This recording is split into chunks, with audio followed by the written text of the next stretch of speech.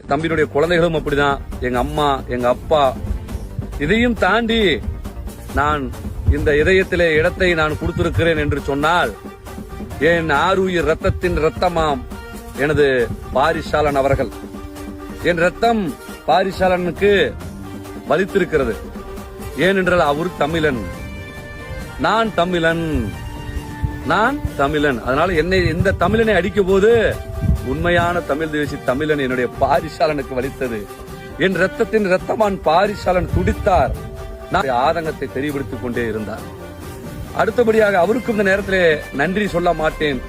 இனிமேல் பாரிசாலனுக்கு ஒன்று சொன்னால் இந்த ஜனநாயக எழுச்சி கழகத்தினுடைய வீரத்தமிழன் ஈகா சிலம்பரசன் களத்திலே இறங்குவார், பக்க பலமாக இருப்பார்.